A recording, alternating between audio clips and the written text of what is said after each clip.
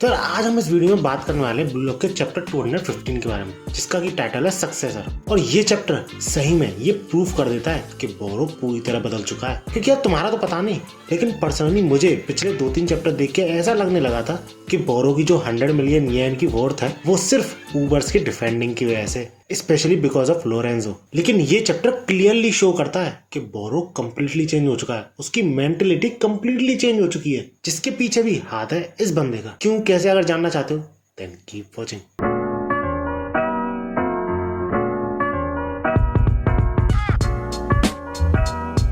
तो यार पिछले चैप्टर 214 में हमने देखा था कि इस बार ऊबर्स काफी अलग तरीके से अटैक करते हैं, जिसके दौरान लोरेंजो पीछे रह जाता है गोल को डिफेंड करने के लिए, जिसकी जगह निको बॉल को अपनी पोजीशन में बनाए हुए ऊबर्स के अटैक को लीड करता है। और इनफैक्ट इसाई के बॉल छीनने के बावजूद उसे माइंड गेम में हराते हुए वापस उससे बॉल छीन लेता है। और ऊबर्स की सारी टैक्टिक्स इतने सिंक में थी कि ईसाई को ऐसा महसूस हो रहा होता है कि एक पूरा सिंगल ऑर्गेनिज्म फुटबॉल खेल रहा है उनके अगेंस्ट में। इसके बाद हम चैप्टर 215 की शुरुआत में ये देखते हैं कि ऊबर्स के ऐसे प्ले को देख के गगामारू काफी ज्यादा इम्प्रेस हो जाता है, क्योंकि ऊबर्स ने एकदम से वक्त बदल दिया, जज्बात बदल दिए, जिंदगी बदल दी। और गगामारू यही सोच रहा होता है कि आखिर शूट कौन करेगा, क्योंकि ऊबर्स के सारे प्लेयर्स बड़े छोटे छोटे पास कर रहे थे एक दूसरे को। लेकिन क्योंकि उन प्लेयर्स में से कोई भी गोल करने की पोजीशन में ही नहीं आ रहा था, तो गगामारू को ये क्लियर हो जाता है कि ये ऊबर्स के प्लेयर्स कितना भी एक दूसरे में पास खेलते रहे, लेकिन एट द एंड बॉल बोरो के पास ही जाएगी।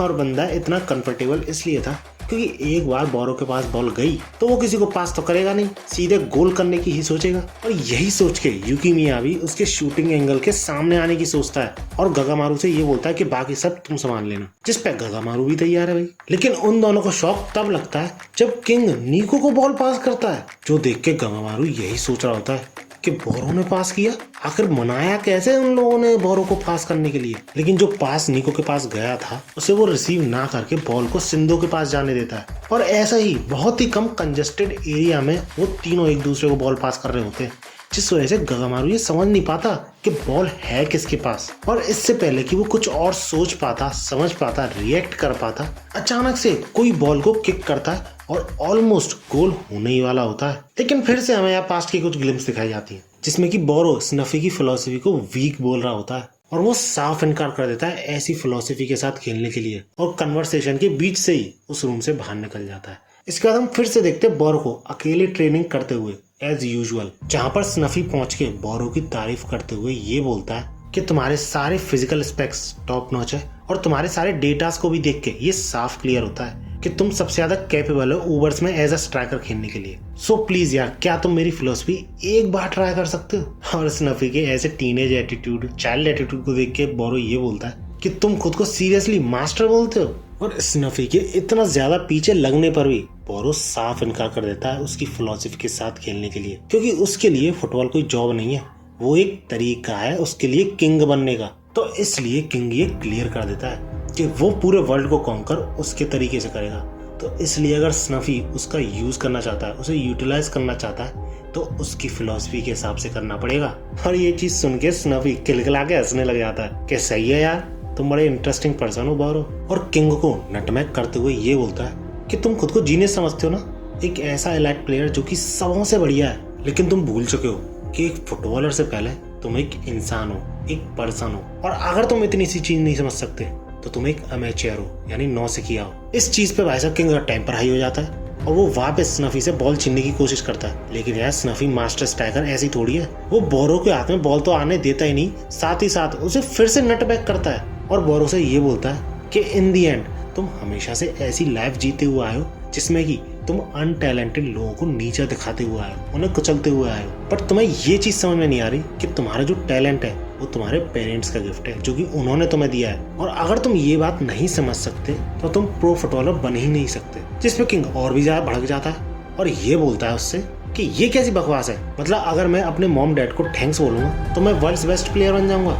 तो ठीक है, मैं नंबर 1 प्लेयर बन के दिखाऊंगा, कोई बिना थैंक्स बोले, और मैं वर्ल्ड का वो नंबर 1 स्ट्राइकर हूंगा जो कि सबसे ज्यादा अनग्रेटफुल है। जिस चीज को सुनने के बाद स्नफी फाइनली पास्ट के कुछ हमें ग्लिम्स दिखाता है और ये बोलता है कि एक टाइम था जब मैं तुम्हारे जैसा ही था और कम्प्लीटली अपने टैलेंट पे डिपेंड करता था, और ऐसा ही मेरा एक दोस्त भी था। हमने खूब मौज मस्ती करी, खूब मजे लिए वेल्थ और लग्जरीज का, जो कि एक प्रो फुटबॉलर बनने के बाद तुम्हें मिलती ही है, क्योंकि हम दोनों को ये यकीन था that we were gonna be football kings. और स्नफी बोरो को गिराते हुए ये बोलता है बट वी फक्ड अप। हमने ट्रेनिंग सेशन स्किप किए जिससे कि हमारी स्किल्स भी गिरती गई और इसके साथ साथ हमें कई सारी इंजरीज भी हुई ओवरवर्क करने की वजह से, जिसके बाद हम एज अ रेगुलर भी नहीं खेल पाते थे। और ये सब काफी नहीं था तो हम कई सारे स्कैंडल्स में भी फंसे। और स्नफी किंग को टोंट मारते हुए ये बोलता है कि जब एक आदमी गिरता है तो ऐसा होने में सिर्फ एक इंस्टेंट लगती है। इसके बाद किंग ये पूछता है कि भैया इस फटीचर स्टोरी से मेरा क्या लेना देना। बट स्नफी अपनी स्टोरी को कंटिन्यू करते हुए ये बोलता है कि फाइनली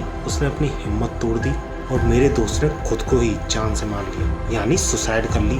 और ये चीज सुन के बोरो काफी ज्यादा शॉक हो जाता है। इनफैक्ट उसका गुस्सा भी गायब हो जाता है। जिसके बाद स्नफी काफी ज्यादा इंपॉर्टेंट क्वेश्चन पूछता है बोरो से कि क्या तुम खुद से प्यार कर पाओगे जब तुम्हें एज अ जीनियस देखने वाला कोई भी नहीं होगा। जिसके बाद किंग पूरा अंधेरे में, क्योंकि यार तुम्हें याद हो तो ऐसा ही कुछ तब हुआ था जब इसागी ने किंग को सबक सिखाया था, उसे किंग के स्टेज से ढकेल दिया था। अरे जब इसागी, नागी और बोरो की टीम बनी थी शिगरी, री और कुनिगामी के अगेंस्ट में। इसके बाद स्नफी अपनी बात को दोबारा दोहराते हुए ये बोलता है कि एक फुटबॉल प्लेयर से पहले तुम एक पर्सन हो, फिर चाहे तुम टैलेंटेड हो या ना हो।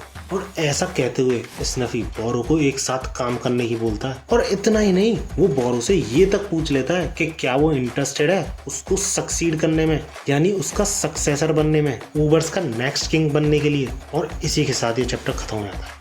यार काफी तगड़ा चैप्टर था अगर तुम डीपली देखो तो। और आई थिंक अगर तुम इस चैप्टर का पूरे का मोटो निकालो तो ये है कि अपने आप से बहुत ज्यादा भी एक्सपेक्ट नहीं करना चाहिए। जितना तुम 100% दे सकते हो उतना जरूर देना चाहिए, लेकिन बहुत ज्यादा भी एक्सपेक्ट मत करो, क्योंकि कई बार तुम्हारी एक्सपेक्टेशन फुलफिल नहीं हो पाती है तो तुम काफी छोटा महसूस करते हो खुद को और डिप्रेशन तक में जा सकते हो। That's it. चैप्टर कैसा लगा रेट करके मुझे कमेंट से जरूर बताना आउट ऑफ 10। वीडियो अच्छी लगी तो लाइक जरूर करना और ऐसी ही वीडियोस के लिए मेरे चैनल को सब्सक्राइब जरूर कर लेना। अगर नहीं करोगे तो बहुत कुछ मिस करोगे। Always moving on, feel I don't belong, tell my thoughts to move along, push myself to be the best, die with no regrets, live with every